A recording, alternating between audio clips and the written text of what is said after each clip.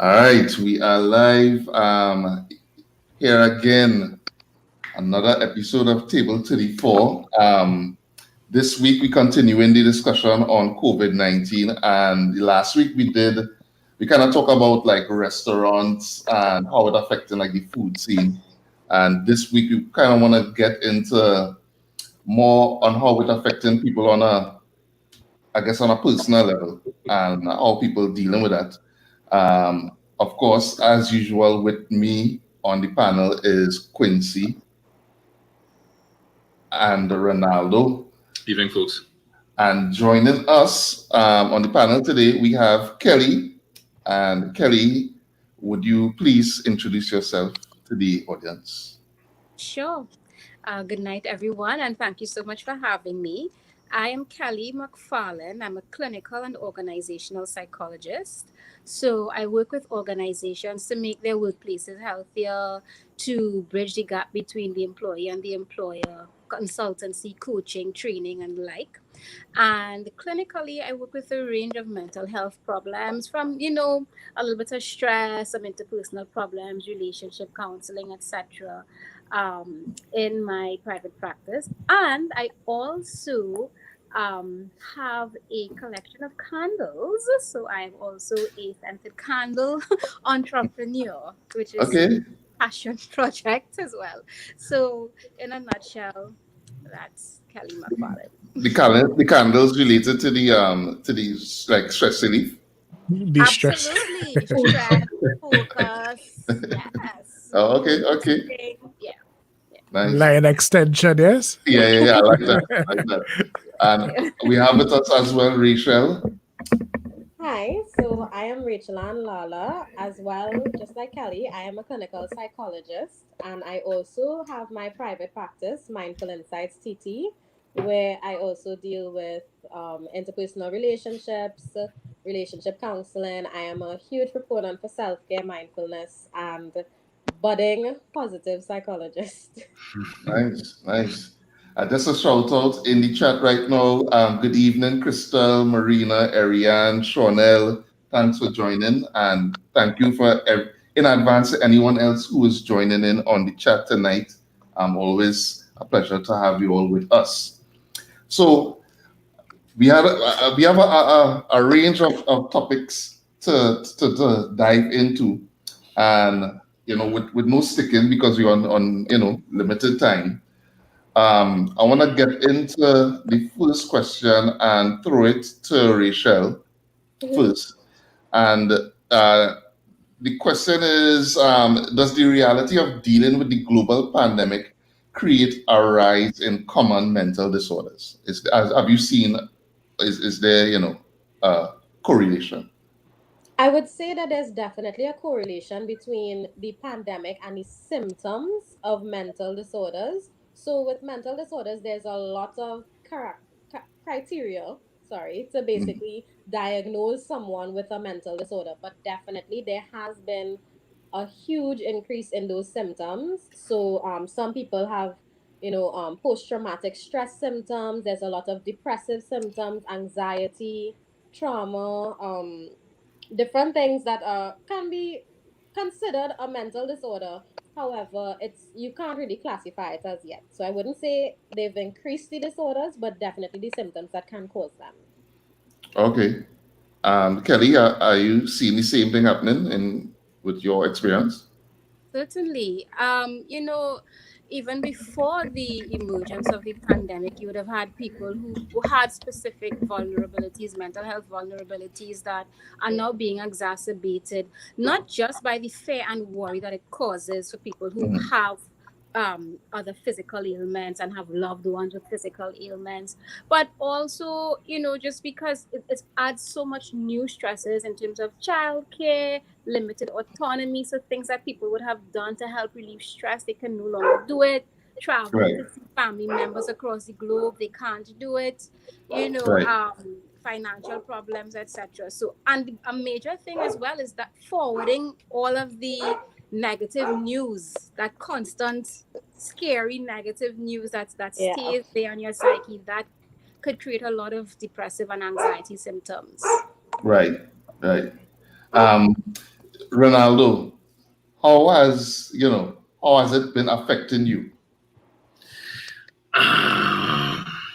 Real hard. I mean, this sounding like something that the learning folks amongst us best poised to respond to. For No, no, me, no. I don't want an intellectual response. I want for me, it it's not been too bad. I mean, I typically would not be in the last, I guess, couple of years, not somebody who would need to be out all the time. Transition from that. So in terms of missing the ability to move around and go out, and the, I guess, more limited interpersonal interaction isn't too bad for me. But beyond that, my office, I've been basically working straight through. So despite there being, I guess, reduced numbers in the office, there still is that going out and meeting with people on a regular basis. So I Right. have been, I guess, fortunate enough to not be cooped up in my home for an extended period without that interaction. Nice, nice. Quincy, what about you? Well, I just rock anyhow it come. So if I could go out, I'll go out. It's fine. If I had to stay inside, I could stay inside, no problem. To the point where I was wondering if something wrong with me. I guess we gonna reach to that. But I I I have no problem being like by myself and just logging on, doing things virtually. The stress that I just feel though is the uncertainty. I can't deal with uncertainty. That mashing up. And I think the first lockdown was cool. The second one, and you see the lockdowns actually giving you time to be with yourself now. So somebody like me who was an overthinker and always tossing around things and turning around things and shifting up things, like yeah, that scene that scene a little rough right now, to be honest. Yeah. Yeah, but that's it. Right, right. Um, and Kelly, how would you say the impact of isolation? What is the impact of isolation on lockdown on mental health? Mhm. Well, we could look at it firstly in terms of habit. Breaking any habit is often difficult. So we are social beings, and we, especially, I mean, with our culture, we do enjoy socializing for the most part, and we Yeah. have certain routines and certain habits that we do. We might have Friday after work lime. We might know we could just pick up ourselves and go by our friend if we feel like it. Jump on a plane to Tobago, no cares, no worries about those things. And Right. now we have suddenly an emergence of new habits imposed upon us for our safety, but imposed upon us nonetheless. And Right. so now we have to break old habits and form new habits all at once. So, that could have some impact in terms of, again, those sources of stress relief, that bit of anxiety that causes. And us being social beings, so much so that I hear you, Quincy, that you enjoy your alone time. But so much that we are social beings that there is even research that shows that babies who are very neglected, their brains didn't develop fully, and it's actually smaller, than Okay. the average brain because of lack of social interaction. So we are innately social beings. Right. So that sort of isolation in extreme cases, because not everybody, as Ronaldo said, he's still going to work and so on, but in extreme cases, let's say for people who are more physically vulnerable and live alone and so on, it Right. could create a range of issues, cognitive problems with concentration and so on. It could be linked to depression and, forming negative biases about life and about what could happen around you, which in turn could increase stress. And you would find that, especially if you're isolated and at home a lot without routine. Quincy, you have routine, but without True. routine and without structure to your day and without things to do, you have problems sleeping as well. So we're not Right. meant to just be sitting in isolation all day every day. It's so it Yeah. depends. Yeah. Rachel?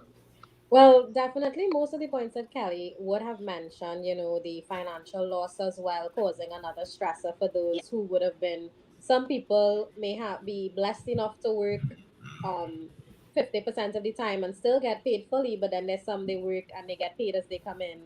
That is another stressor, rental stresses, um, different things like this. And then I deal a lot with kids currently, and I think a lot of people think of mental health, you think of adults and mental health, and we haven't even looked at it that all of these kids went to school one day and then came home and never saw their friends again.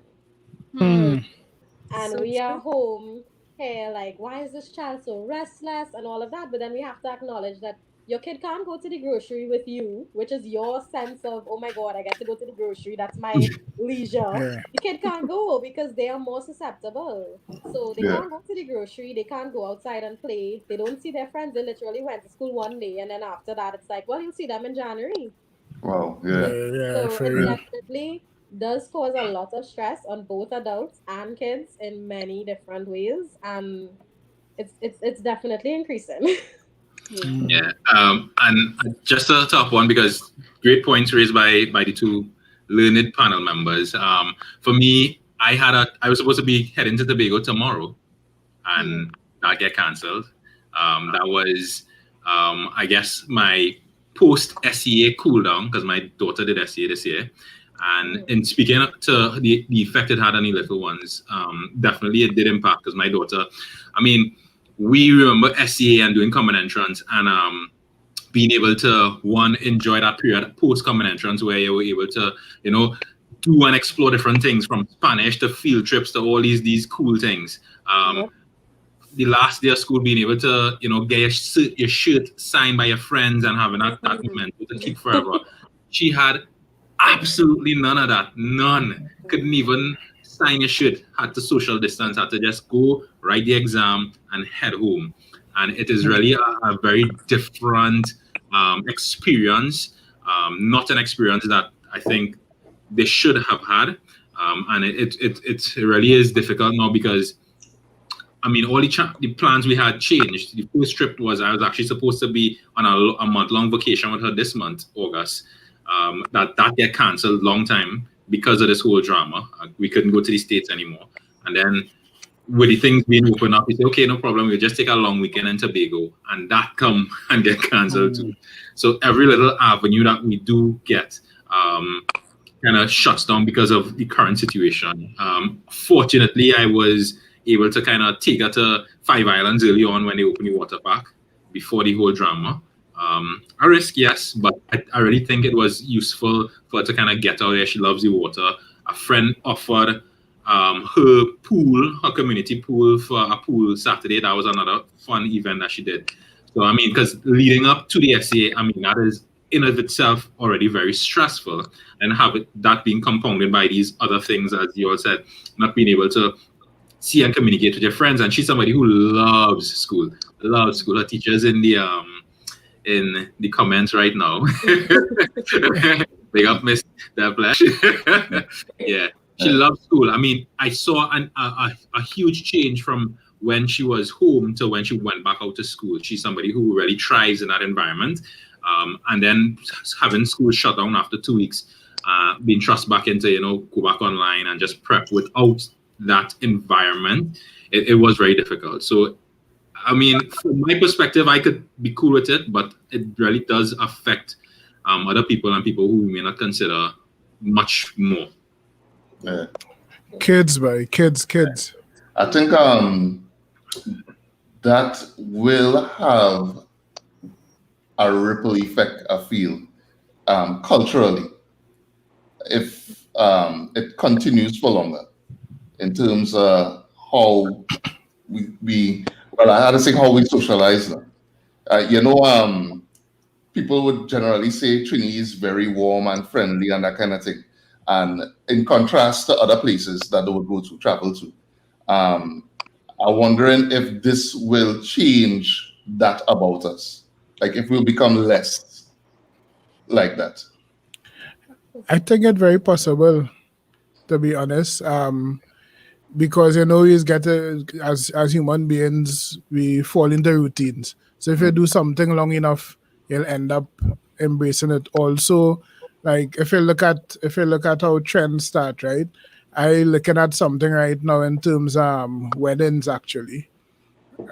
People setting up their weddings. Of course, if you had to adhere to the rules, your weddings will be smaller. People looking into streaming weddings and that kind of thing. Now, weddings traditionally have been kind of expensive, things that people go all out for and that kind of scene. If in the process you offer something that people could like, something that passable but more cost effective, have a chance that even when things lift up, people might select that as an option because like that is now an option on the table now. So things like that might start happening. And I think like a wedding, I mean, that's for probably a different conversation. But a wedding does play a certain kind of role um, in the whole social setup, the whole structure, how certain people have weddings as a certain type of goal. Now you're talking about your wedding pictures, going to say something real different. Your whole wedding ceremony gonna mean something kind of different too, in terms of where it fit on your social calendar and how it impact on your social calendar. So yeah, things like that. I feel culturally we'll see some shifts. I can't say how they will impact on the whole to make a general statement, but Yeah, I it'll think definitely definitely. affect. Someone asked a question, I think it's something that would exploring the inability to have funerals, at least that the way in which we are accustomed. Rachel, how you think that might have an effect on people generally, the psyche? Well, it's funny. That is actually a question because just yesterday I was having a conversation about that exact thing while someone Mm, was streaming a funeral on YouTube. Mm, And, grief is something where your support system is very important.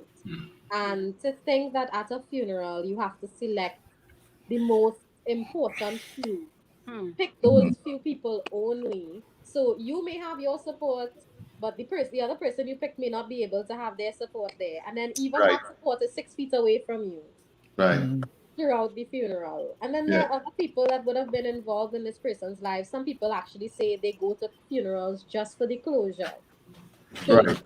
some Yeah. people, they need that closure to help them with their grieving process. So the grieving process is halted and a bit, I would say, accelerated in a way where, Mhm. people will be grieving for longer periods of time. Um, and this will also have a ripple effect into different depressive symptoms, anxiety. All of these things are possible. Post traumatic stress symptoms, with the fact that, you did not get to grieve your loved one in the way that you should have. Right. mm, Yeah. Kelly, I you mean, spoke. I think she said it all. I totally agree. I guess the other element to that is that for some people there are religious factors to funerals and the way that we say goodbye to people, the way that we bury people. And Mhm. so religion is extremely important to a lot of people, and they're not being able to practice those rights, rights, rights, and so again it all comes back to this thing of you know so much changing, so much that you feel like you should be able to do, or you've been able to do in the past, changing. Yeah. Yeah. mm, I'm wondering if it'll change like the whole approach to death on the whole. Because I mean, generally we have, you know, across the board, I would say. I mean, you would find pockets of people who think differently, but it have like a general consensus when it comes to dealing with death, right? And we look at it in a certain way. Uh, Again, I'm just thinking about how these things might have a cultural shift, mm. and what that could look like. Um, The new Quincy, normal, the yeah, new yeah, the new change. normal. Yeah. Well, I was gonna say, um, consider people kind of like being born and children being born into this, right? Mm, And coming up knowing this, like this is what they know. mm, Yeah. Like my cousin have some two. He has a twin girls, and they born into this and coming up in this. yeah, Hmm. And you're considering if this going on for much longer, right? They starting to come into understanding the world in a very, very limited kind of context. that gonna be devoid of touch, that gonna be you're not going out and seeing the amount of smiles and thing on faces that they used to see before. The place gonna look real kind of grim and cold. The whole culture gonna be about staying away from people and 6 feet and staying in your bubbles and not really reaching out. Like, what type of human being that gonna start to develop? So true. And you know what I would say to that, Quincy, as you were talking even before about it, that is already happening to me, because I've taken these measures so seriously that sometimes I'm looking at TV, I'm looking at a show, and I'm seeing people running and hugging and kissing random people and standing really close. And I'm like, what are they doing? And I get quite there was COVID then, relax. Yeah. People touch each other like that. How can people be so good? And I find myself thinking like how could people do this thing that was normal for me to do 2 months ago, 3 months ago, but it's already really changing me just mentally, and I can't fathom hugging and kissing as much as I used to. Yeah. All I think is germs.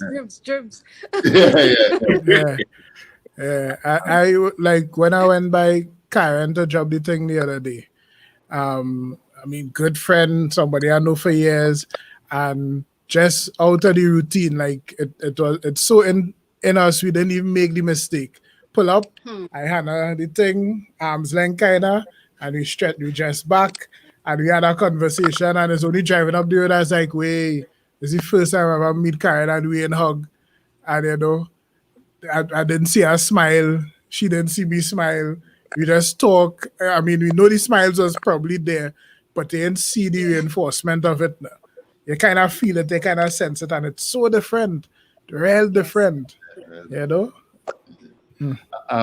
Kelly, what would be some of the signs that people are being negatively affected by the isolation? Well, we could look at it in terms of, let's say, first you have the emotional signs, you'd have cognitive changes, physical and behavioral.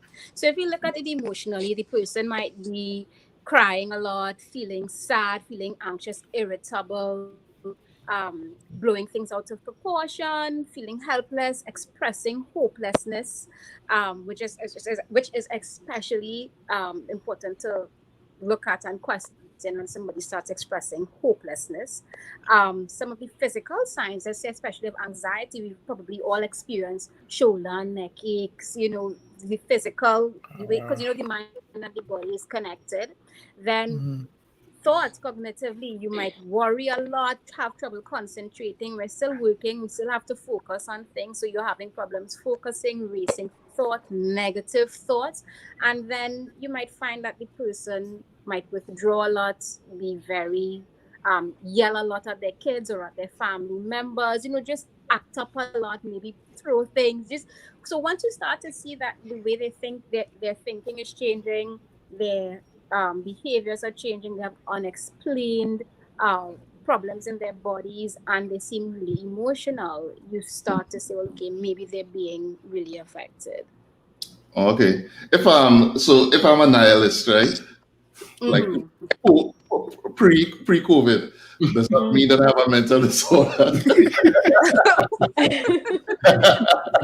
Well, I mean, I put it very technically. That isn't in the DSM. That is not a disorder. Right. But so as Rachel Ann was saying earlier on, there are a number of things that we have to see to diagnose a disorder. So it has to be something that affects you.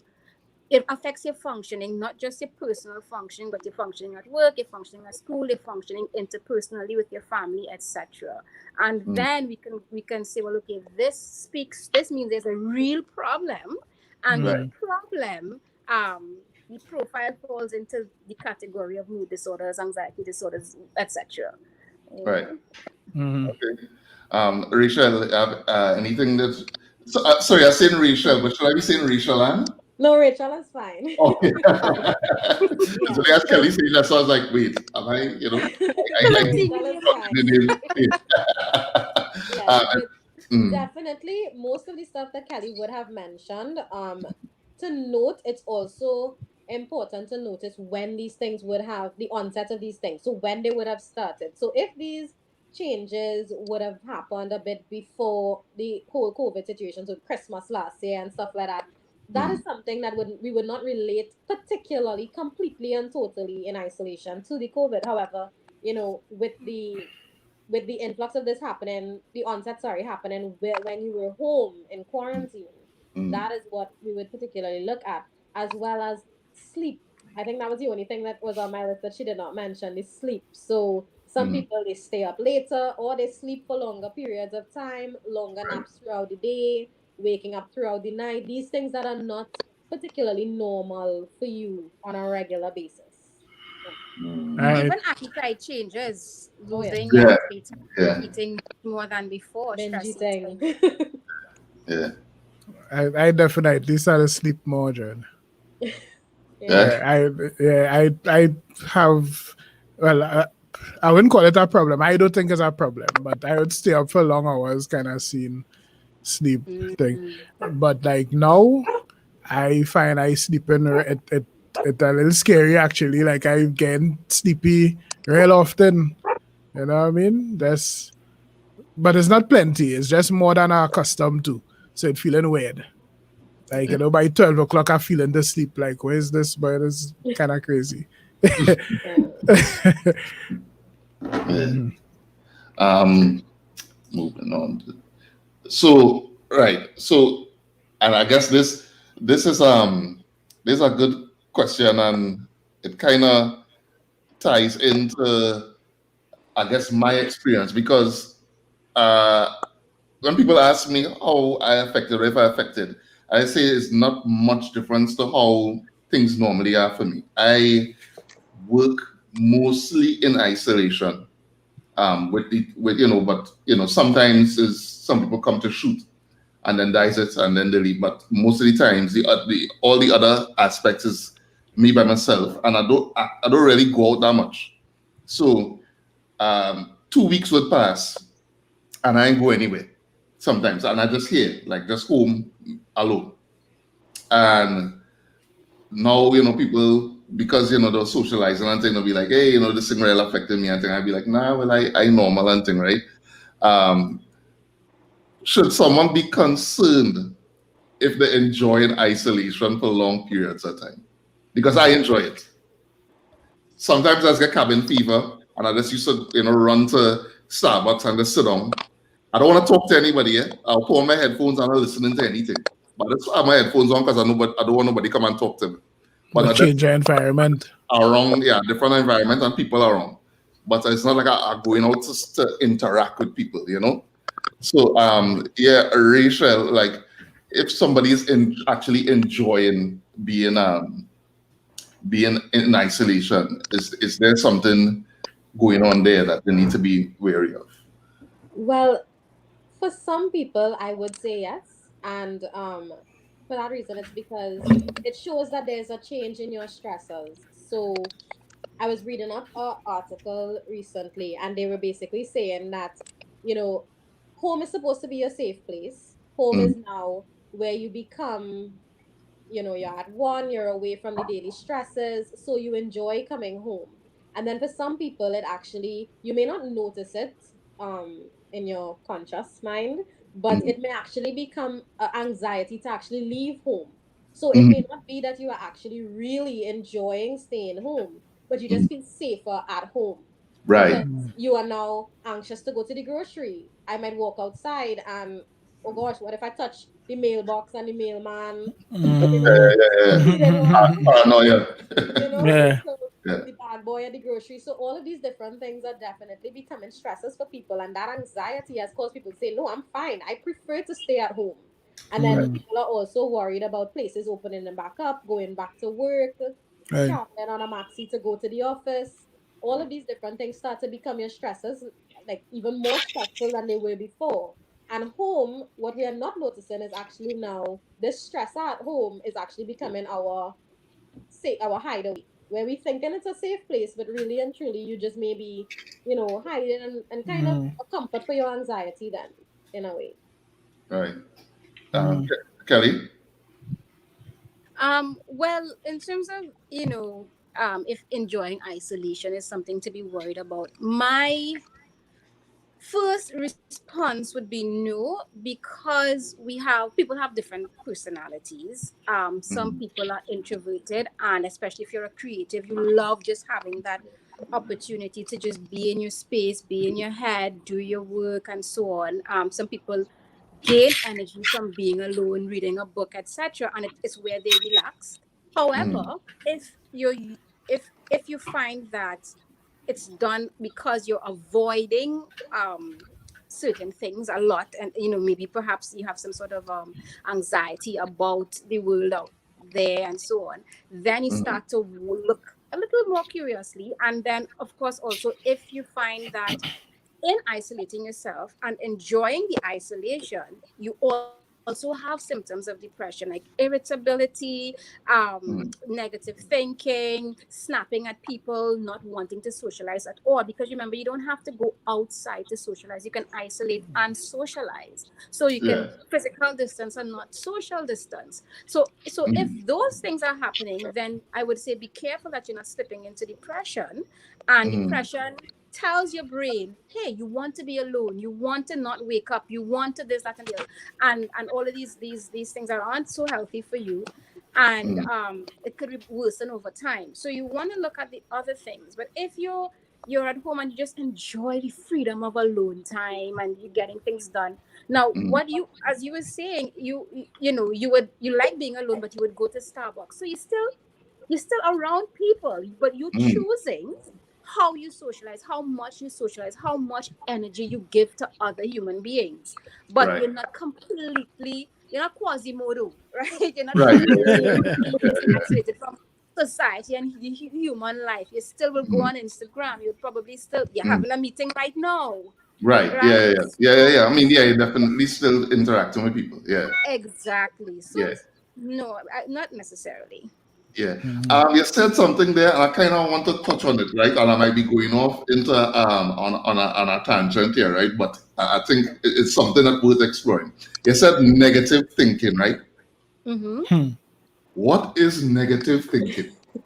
Because Negative. Mhm. So yeah, no. negative thinking is biased thinking towards the worst thing happening or towards bad things happening. So Mm-hmm. you, it's how you think about yourself, it's how you think about other people, and it's how you think about your future, how you think about the world. So Right. everything that you try to assess, or Mm-hmm. everything that you put your mind to, you think, oh, this is not going to work, oh, nobody's going to like it because it's me, nobody's going to like, they're not going to Mm-hmm. accept me, oh, I'm just getting worse, I'm just getting this and that. So Right. a lot of negativity or pessimism, and that happens when, again, when you're experiencing depression. Remember, depression could be chemical, Mm-hmm. and by chemical I mean in the neurotransmitters of the brain. So when that starts to happen, Mm-hmm. you might slip into that negative thinking, and it feels like the truth. It doesn't Hmm. feel like, oh, this is depression. So we have to really keep checking ourselves and checking our loved ones. So when people start telling you, hey, I Mm-hmm. find something changing, I find you a little more negative these days, why are you so pessimistic, why do you be a little positive, constantly, Mm-hmm. then you start to look and say, well, okay, let me check me, let me take care of me, because you don't want this thing to spiral. Okay. Okay. Yeah. Yeah. Rachel, is there ever a case where positive thinking is a negative thing? Grandiose thinking, I would say. Yeah. So definitely, over exaggerating the truth a bit in the Right. positive light for yourself and the Hmm. world around you. Sometimes you may end up living in a reality that does not exist. Right. So, that definitely is when positive thinking can become a bit negative. Okay. Okay. Because people could use positive thinking to escape things as well. They Like a tell form of themselves escapism. lies. Yeah. Yeah. Yeah. Yeah. Yeah, Yeah. Yeah. just to make Yeah. themselves feel better, and they're not facing any realities because they don't feel like they could deal with it. you Right. know Okay. Hmm. Hmm. Interesting. Interesting. Yeah. Um. So I want to throw this out as well. So how much can digital and virtual contact, help in these lockdown periods? Well, from my perspective, I believe that, Trinidadians are so resilient and definitely I think we can get through anything. So Mhm. the influx of the online parties, the Instagram zesses, you know, Yeah. has definitely, I would say, if not assisted people with their need for social interaction, because the chats between those things are hilarious. I definitely think it has that comedic relief, Mm. a way for some people to just relax and not focus on the media where it's just 49 more cases today, 18 more cases today. It's a way that it kind of just allows you to just relax and get back into that. The only thing that's missing is that we're not in person, we're over the computer, but that can only, to me, last for only a short space of time. Right. I definitely don't think I could see this going on for a year. And Trinidadans are like, yeah, don't worry, I'll just go to the next Instagram zest and I'll be Right. fine. Yeah. So definitely in moderation, but I do think that these Instagram events, these Zoom parties, all of these things have helped Mm. quite a bit in the situation. Okay. Mm. Kelly, what's your Um, thoughts on that? One thing that research shows in dealing with any mental stress or mental health issues is that social support is of optimal importance. It's so important. And especially for a collectivist society like ours, we're accustomed to having somebody to talk to drink with, to vent to, or to just hang out, just be in somebody's space and let that distract us. And so I think that we need to try to not lose our social connectedness. Plus, remember, some people have family members abroad and so on. Think about when the coup happened. We Mm. didn't have half of the opportunities we have to connect now. I mean, yes, it was nice. Sesame Street was on in the night. I was real happy about that. I was like, For me, what a this night! was showing Wow. the moment on repeat. Yeah, and playing Yeah. And games and Maverick. things like that. Yes. But we are now in a time where we are accustomed to a lot more socialization, especially with in different parts of the world. So I think that social media and technology and stuff has really been beneficial and helpful. It helps to keep us connected to the things that keep us alive. So like Rachel was talking about the next zest, but people, oh gosh, Trinidadians love a little party. All know Mhm. mass camps launching stuff and artists coming Yeah. out with Yeah. music. So it's Yeah. almost in our yearly circadian rhythm to be, doing certain things around now, and we will Right. miss it. So some little semblance of it would be we welcome and help us feel alive, help us bring some joy to us. Yeah. Yeah. Ronaldo. well, Crystal made a comment earlier that hit home a little bit Mm. with respect to anxiety about jobs. That's something that, for me, is a huge, huge anxiety. Um, I have for a long time been a contract employee, and as the economy slows to what I think will be a grinding halt, at least for a short period, it means people like myself who aren't permanently employed stand to be unemployed, at least for some time. Um, and I mean, it is the only is going to be the first time if I am unemployed. Currently, thankfully, I'm not. Um, but if I am unemployed, it would be the first time in my adult life where I have, when I say adult life, I'm talking about since probably like 15, 16. I have consistently been working. So it would be the first time that I have not been gainfully employed. And I mean, I've put things in place to weather for a period, but that doesn't stop that anxiety from being there, particularly because I do have, a child to have to care for and take care of, I have a mortgage to pay and that kind of stuff. So, I mean, it's important to put things in place and to prepare and buffer for it, but that does not take away from the anxiety that comes with the perspective or the possibility of not being gainfully employed in the short term. It is something that really does weigh heavily on me. Mm. Yeah. Yeah. How about you, Quincy? Well, before I say that, Ariane making a good point there Yeah. about letting people know where they could call if they need help and so on. So I guess Yeah. just keep it in mind. We would make sure and say something about it. Yeah, I I, just posted in the thing. So if you all have Kelly or Rachel, if you have numbers that they could provide, you can put it in the private chat, and right, I'll put it up on the screen. cool. Thanks, Ariane. Well, I wanted to talk about the digital helping. 'Cause I agree with everything that was said, and because I don't mind isolation so much, and I much enjoy the past few little concerts and thing. Like I feeling that I feeling going big international concerts online at home without the crowd and all that, and well, the freeness does help too. So that going good, but I think it was Jolene in the comments just now said something, and I realized, wait, she said this Christmas will be a real different Christmas. Yeah. Yep. And Yeah. that is the one that actually hit me, because that is the one, besides fete and concert and carnival and all them things, Christmas is something that I will participate into that level. You know, I will go out, I will go and Wow, paranting. welcome back, Kelly. Yeah. I'll go and parang, I'll go and hit a little line by somebody, go and check somebody, that kind of thing. So Christmas is a nice free up time for me. And if we have these kind of restrictions, or not even the restrictions, just like the threat of the virus out there still, you want to be a little more reserved in your going out, as well as in your going by people kind of scene and going in people's space. And people also would be a little bit, take your time-ish, don't just fall in just so kind of scene, Yeah.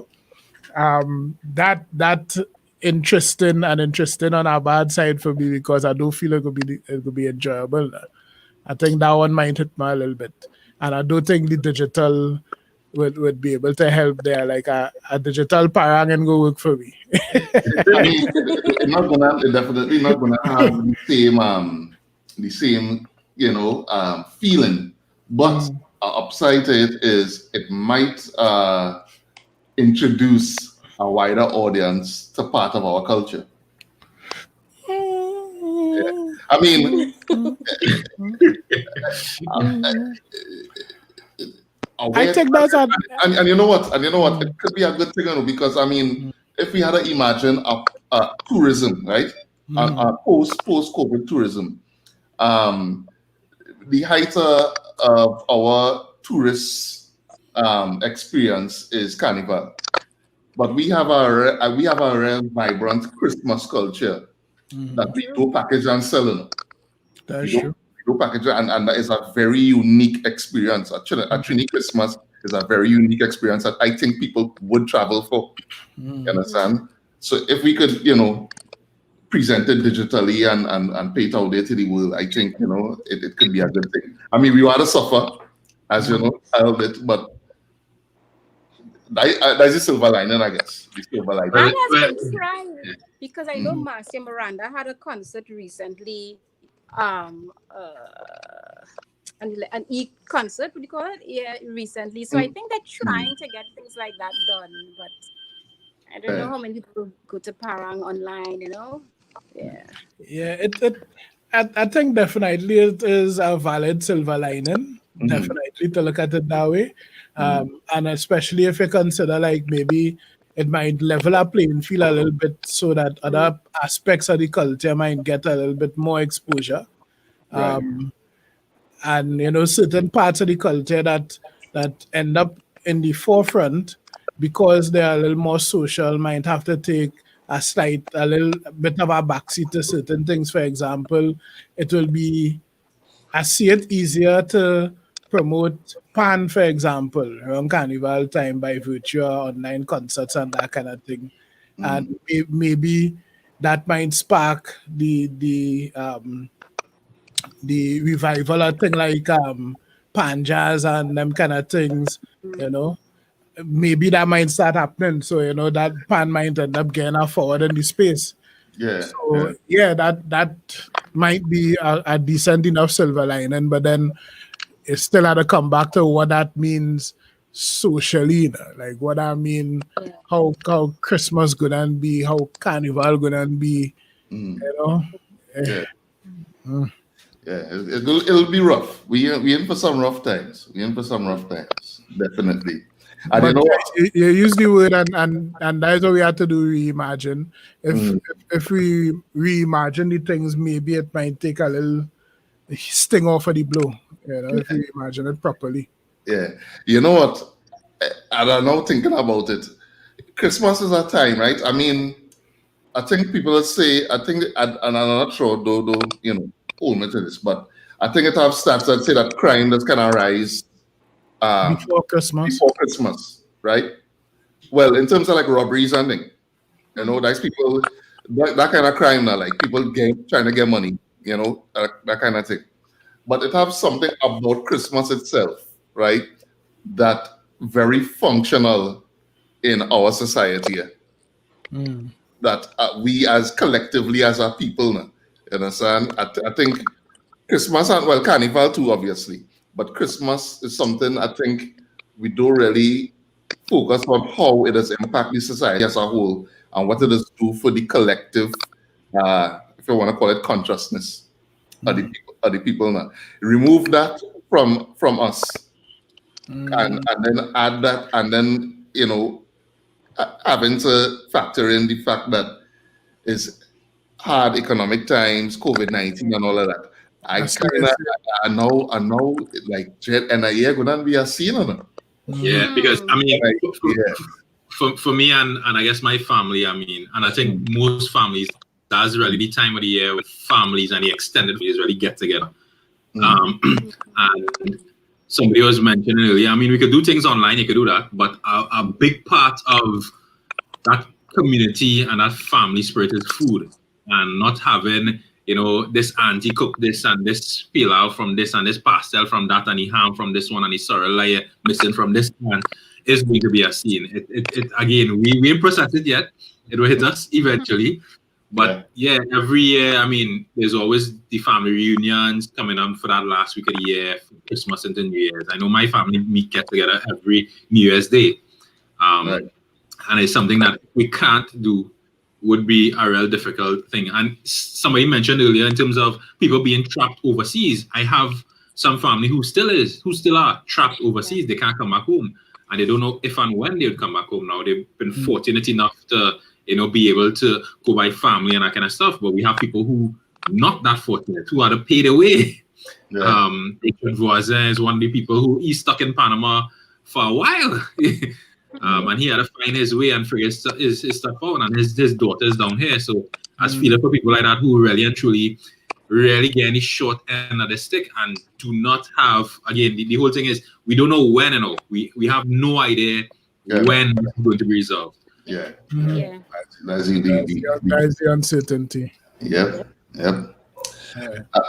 So, Rachel, what would be some tips for keeping mental health in check during this time? Well, definitely, as I would have mentioned in my introduction, my first go-to is always self-care. So positive self-care habits to develop. We have the time now.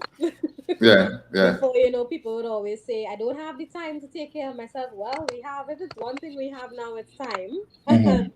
I definitely think, taking that time to step back, and we don't have the hustle and bustle of life anymore, and it's actually going to in a way be a benefit, so that those who would have been very stressed out before in life and those who are having the anxiety at home, meditation, or pick up yoga, online yoga, different things that definitely can increase your relaxation. So some people might like to draw, they don't have the time for it. These things are definitely good habits to form from now, and we can even put in these self-care tips and habits that can extend into after COVID has disappeared, hopefully soon, before Christmas for me, and go.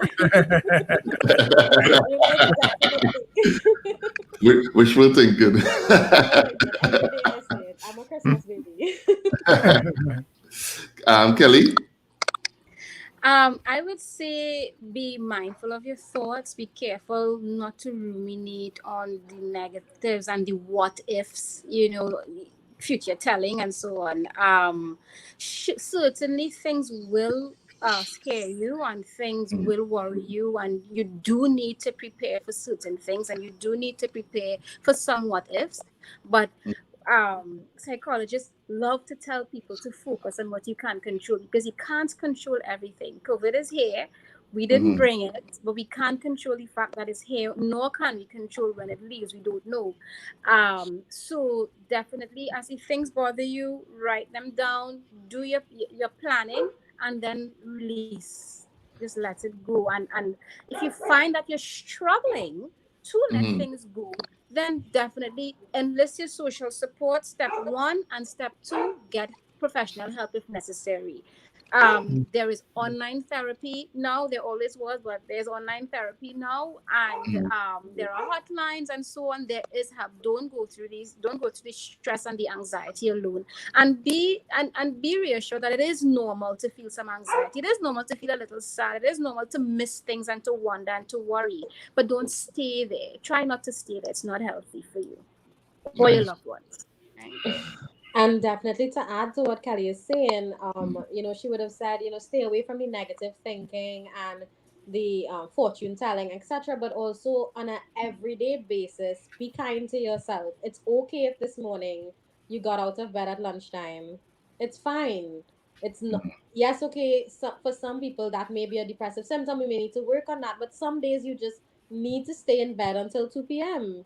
You need to Right. stay in bed late, and you can't beat yourself up for these things because you're doing a lot less in the day. You may feel a lot sleepier. You're going to bed later. You're binge watching Netflix till 2 a.m. Be kind to yourself. You may have planned to get up at 7 and be like, I'm going to cook, I'm going to clean, I have the whole day. Be kind to yourself because that is very, very important.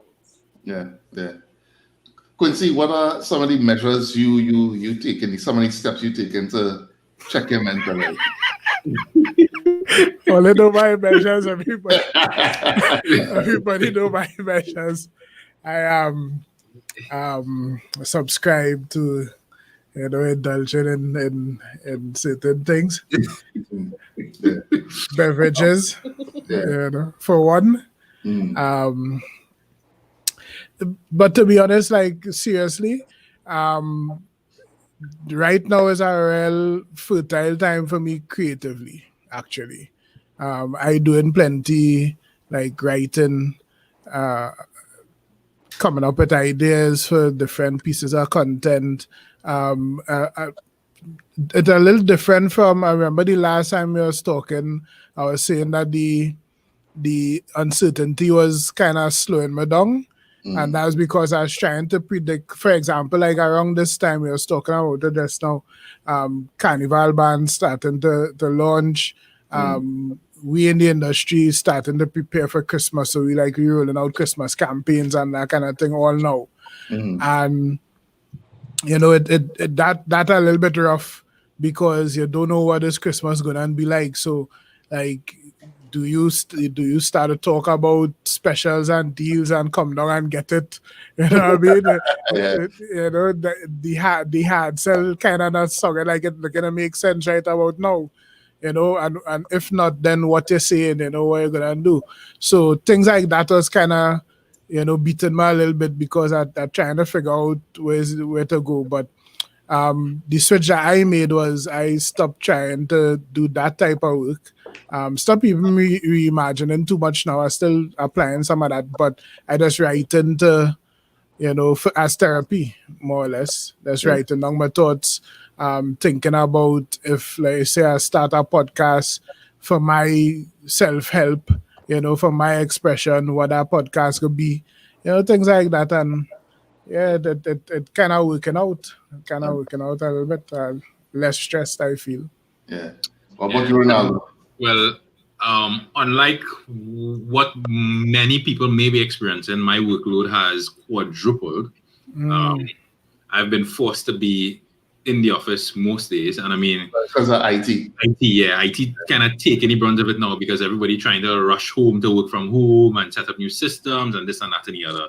Um, so like I mean, we had a COVID scare in our office Monday. The office shut abruptly to deal with that and sanitize. I have not been back. But we've been short staffed in the office. And even though I don't have a car and I gotta have travel to the office tomorrow morning, speaking to my manager today, he's like, we really need the help and we need hands on deck. So no problem, I'll go in. For me, I've really tried to separate work and home. So previously, you would bring some work home and you try to work on some stuff. I have tried to make it a clean break. So when I leave the office, I leave that mental stress of all this work and the burdens of that there. And when I come home, I don't want to deal with that. It's unfortunate. I mean, I don't want to say go the extra mile at home, because sometimes that is expected that you'll do some extra stuff at home. But really and truly, for my mental health, I do have to kind of disconnect and say, okay, this is my safe space. When I come here, I don't have to focus and deal with that here. I don't have to deal with the pressures that work brings at home. So that's one of the things that I've done. I think I've also kind of surrounded myself with a bit more positive people, because we know there are those amongst us who tend to always be upbeat and bubbly. They don't see the negatives. They always look to the positives. And for me, I've tried to surround myself with a bit more of those people, just to kind of take or feed off their energy. And so what is that really for? Well, that's the next one I'm going to say, which is reasoning through issues with friends, because it's always good. I mean, if you have issues, your friends going through issues, bouncing ideas off and reasoning things through, so that it's not just me dwelling in my head and trying to figure things out on my own, but actually engaging a bit more with friends who may have issues that I may have, gone through, and be able to provide my perspective, and I may be going through things that they may have a different perspective on. So I've always enjoyed gathering information and understanding things from different perspectives, and I think I've just kicked that into overdrive in the last couple of months.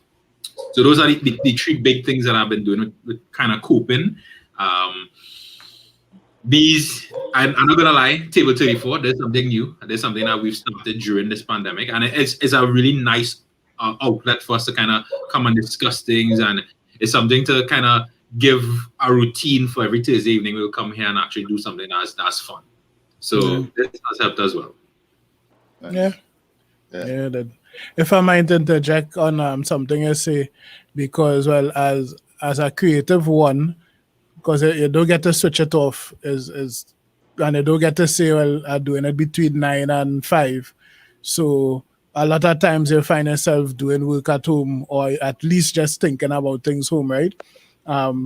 So I accustomed working home and doing things home from even before COVID and all that. And what I just do is create zones in my home now. I mean, not that I'm not living in a sprawling mansion, but at the same time, my bedroom for one, the only device that's going in my bedroom, the only thing that's going in my bedroom, and I make it real stringent now more than ever before, is my cell phone. That's it. No TV, I don't carry my laptop inside there, nothing. So I go inside there is completely to relax and chill out, and if I had to do work, I had to get up and leave that space and come into the next space, and that will help. Yeah. Sorry. Go ahead, Just to touch a little bit on what he was talking about, that is another issue that a lot of people may have also encountered working from home, where you no longer are able, as Ronaldo would have been able to do so well, separate work from home, because now work is home. And that is another stressor that a lot of people are dealing with. And as you said, the being able to only have one device in your bedroom with you, all of these things are certain things that we have to look at with regards to kids as well, creating that school space, because now school is online, but home is play.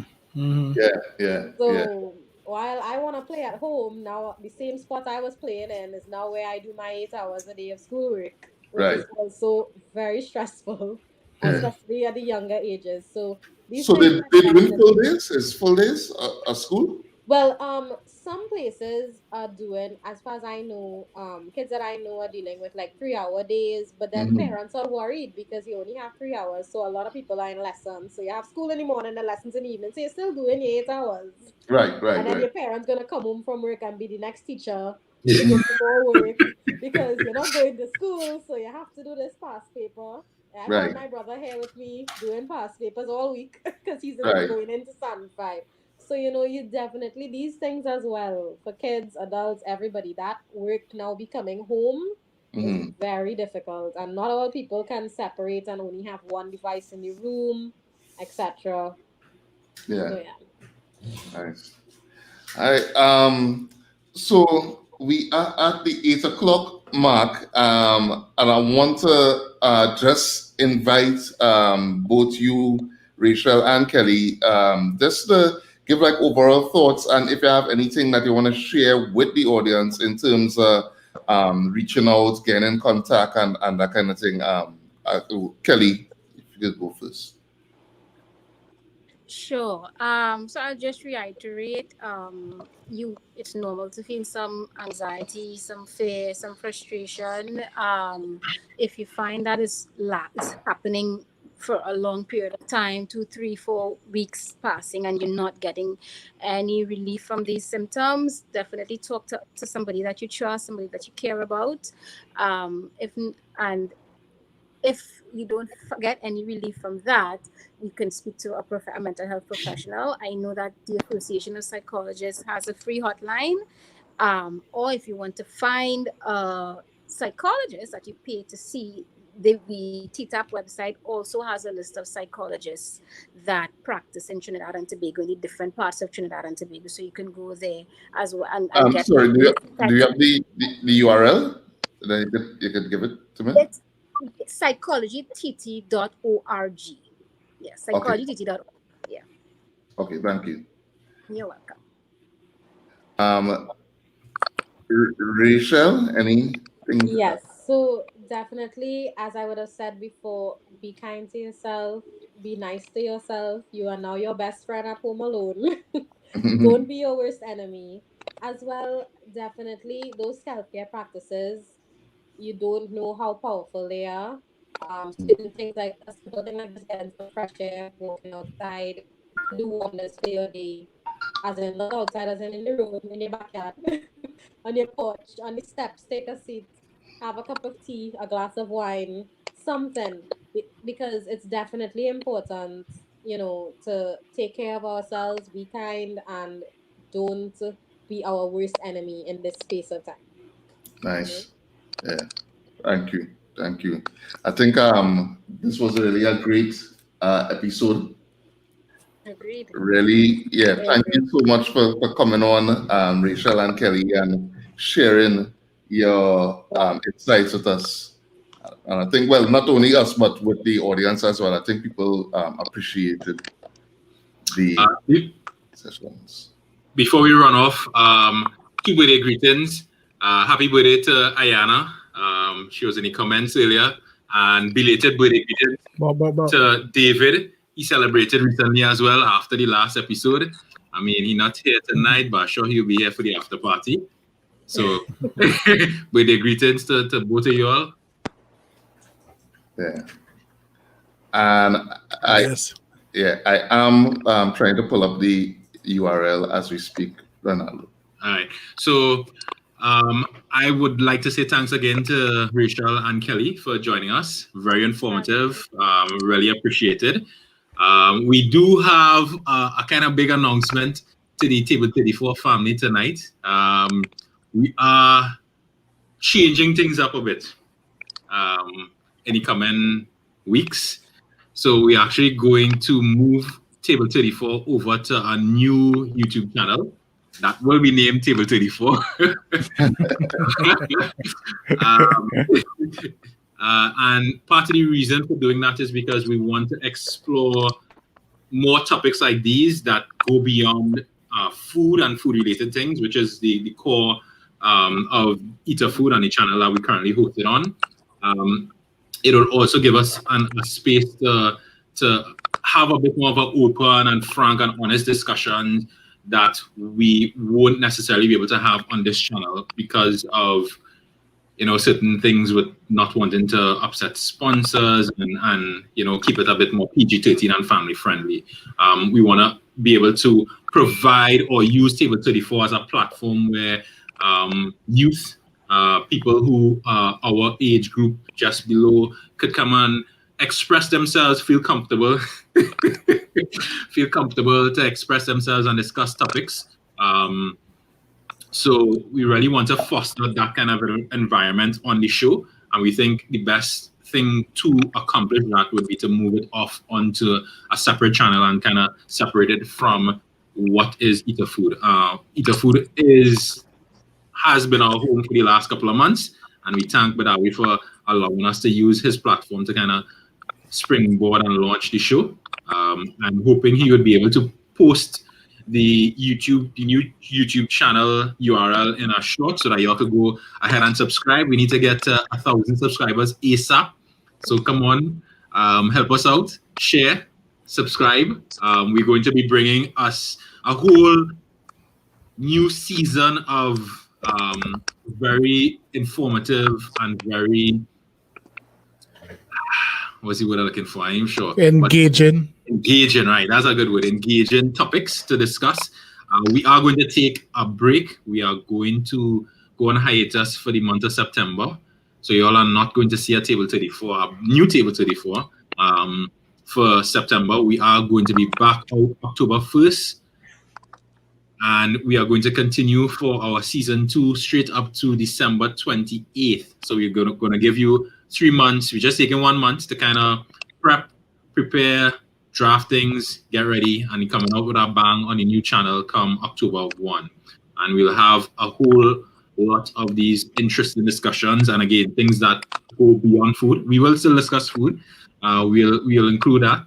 We're not going to lose the foodies, but we will use it to discuss a more topics related to us, youths, our generation, and give us a. Who's a youth here? I know what I'd say. Speak for yourself. Youth. We and the people who just I mean, youth. They count up to 35 youth. So we given all their extra decade to be youth. All right. So look out for that new channel. Please join, subscribe. All the old episodes will be posted there as well. And we're coming out with a lot of new content related to Table 34. With our website to launch soon. We're going to make this new and very interactive, right? So look out for it. Come October 1, we relaunch it with our band. Yep, we will be. Thank you. So again, Kelly and Rachel, thank you. For the people asking for the URL, I'm looking for it right now. So stay tuned. Please come back for the after party, and I will post the link to the URL so you can go and subscribe. Again, Kelly and Rachel, thank you so much for joining, and we really appreciate it. And for people who might want to get in contact with you all, please just give your number again. Sure. Oh, in the chat? Okay. No, you can just say it so they hear it. Yeah, okay. So 763-3937 is my number. Right, nice. And Rachel. My number is 471-7875. Okay, thank you very much.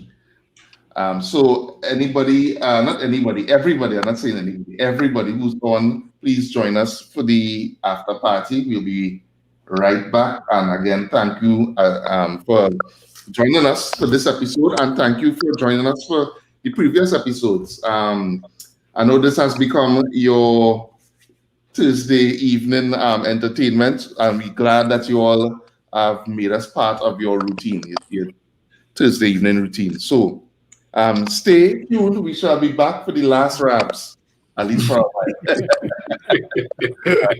Thanks again, Rachel. Okay. All right. Bye. All right.